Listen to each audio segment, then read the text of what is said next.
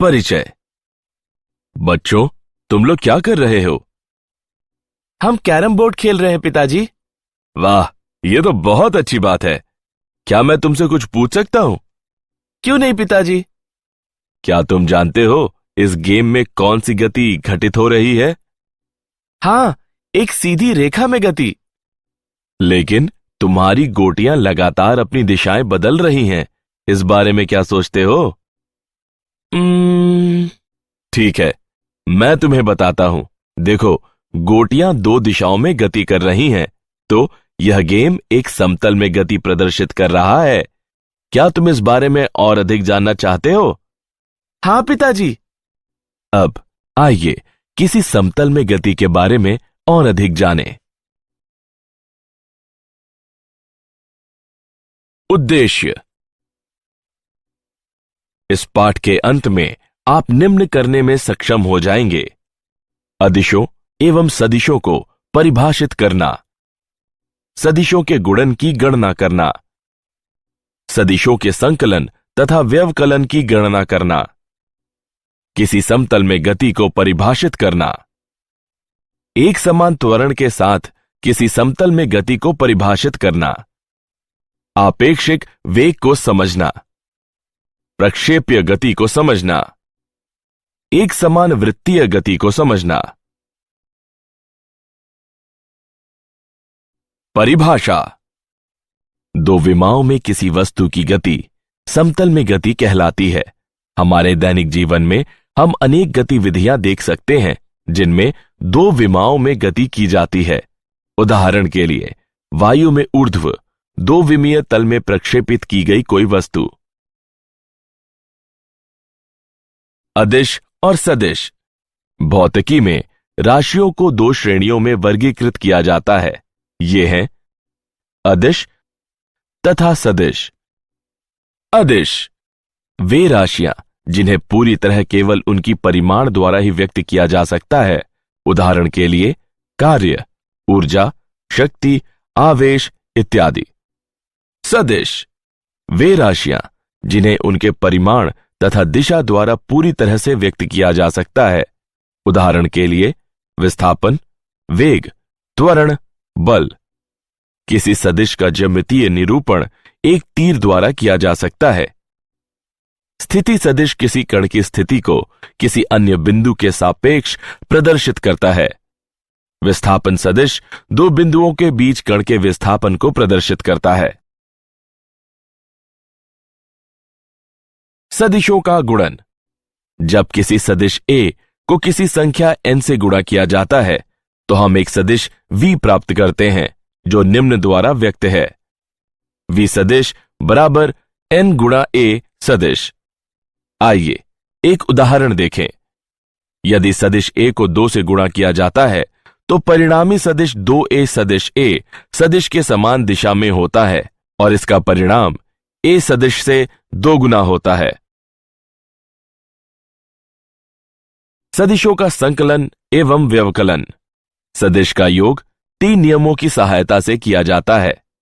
त्रिभुज नियम। सदिशों a और b का योग है r सदिश बराबर a सदिश धन b सदिश। समांतर चतुर्भुज का नियम।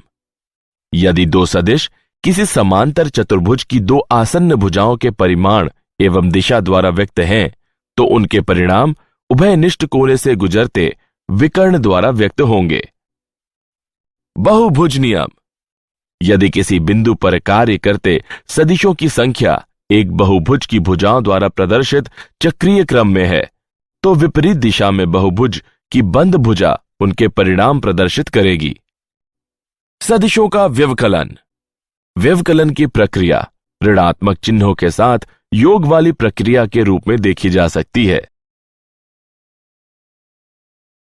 सदिशों का वियोजन। वियोजन का अर्थ घटक भागों में विखंडित करने से है। वियोजन की प्रक्रिया सदिश संकलन के विपरीत होती है। अब घटक क्या होते हैं? यदि किसी सदिश को अनेक सदिशों में वियोजित किया गया है जिनका सम्मिलित प्रभाव दिए गए सदिश के प्रभाव के समान है तो वियोजित सदिश दिए गए सदिश के घटक कहलाते हैं। किसी समतल में गति। आइए सदिशों के उपयोग द्वारा विमाओं की गति का अवलोकन करें। स्थिति सदिश एवं विस्थापन। किसी समतल में स्थित कण P का XY निर्देश तंत्र के मूल बिंदु के सापेक्ष स्थिति सदिश R को निम्न समीकरण से व्यक्त करते हैं। R बराबर XI डबल डैश धन YJ डबल डैश।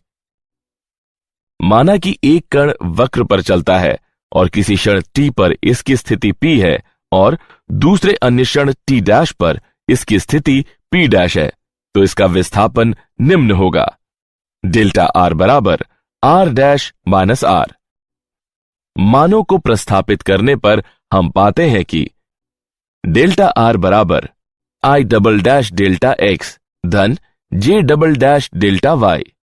एक आयाम में किसी वस्तु का वेग और त्वरण सदैव उसकी सीधी रेखा के अनुदिश रहता है। हालांकि 2 या 3 विमाओं में गतियों के लिए वेग एवं त्वरण सदिशों के बीच 0 डिग्री और 180 डिग्री के बीच कोई भी कोण हो सकता है। किसी समतल में एक समान त्वरण से गति।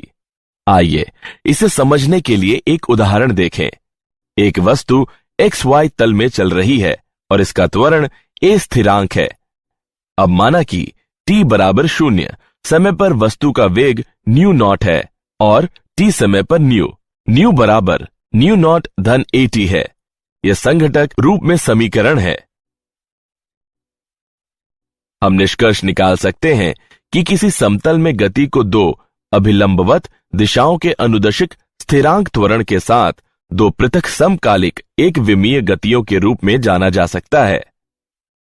यह परिणाम त्रिविमीय गति के लिए भी मान्य है। आपेक्षिक वेग। प्रेषक के संदर्भ में किसी वस्तु का वेग वस्तु के वेग से प्रेषक के वेग को घटाते हुए सीधे प्राप्त किया जाता है। वेगों को सदिशों द्वारा प्रदर्शित किया जाता है और वे सदिश विधि से घटाए जाते हैं। प्रक्षेपीय गति। अंतरिक्ष में कुछ आरंभिक वेग के साथ फेंकी गई कोई वस्तु जो गुरुत्व के प्रभाव के साथ मुक्त रूप से गमन करती है, वह प्रक्षेपीय कहलाती है। उदाहरण के लिए किसी विमान से गिराया गया कोई बम, किसी बल्लेबाज द्वारा प्रहार की गई क्रिकेट की गेंद। थीटा नॉट कोण पर वेग न्यू नॉट के साथ प्रक्षेपित की गई एक वस्तु को चित्र में प्रदर्शित किया गया है। किसी प्रक्षेप्य का पथ परवलयी होता है। प्रक्षेप्य का उड्डयन काल है TF बराबर 2 new not sine theta naught बटे जी। प्रक्षेप्य की अधिकतम ऊंचाई है HM बराबर new not sine theta naught वर्ग बटे 2g। किसी प्रक्षेप्य द्वारा अपनी आरंभिक स्थिति से अपने गिरने के दौरान y बराबर 0 वाली स्थिति से गुजरने तक चली गई क्षैतिजिक दूरी क्षैतिज परास कहलाती है। प्रक्षेप्य का क्षैतिज परास न्यू नॉट वर्ग गुणे साइन 2 थीटा नॉट बटे जी के गुणनफल द्वारा व्यक्त किया जाता है। उदाहरण।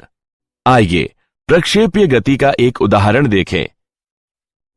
एक प्रक्षेप्य की परास 50 मीटर है और यह 10 मीटर की अधिकतम ऊंचाई तक पहुंचता है। प्रक्षेप्य का उन्नयन कितना होगा? आइए इसका हल देखें। हम जानते हैं कि क्षैतिज परास न्यू वर्ग गुणे साइन 2 थीटा बटे जी के बराबर होता है।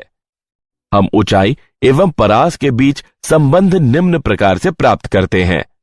H बटे आर बराबर 1 बटे 4 tan थीटा। समीकरण की गणना करने पर हम पाते हैं कि थीटा का मान 38.66 डिग्री के बराबर है। एक समान वृत्तीय गति।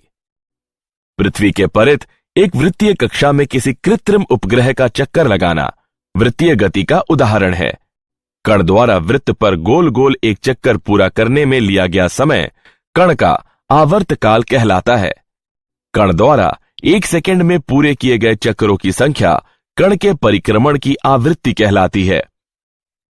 जब कोई कण किसी वृत्त में एक समान चाल से घूमता है तो इसका वेग सदैव स्पर्श रेखीय और त्वरण त्रिज्यीय रूप से अंदर की ओर अभिमुख होता है।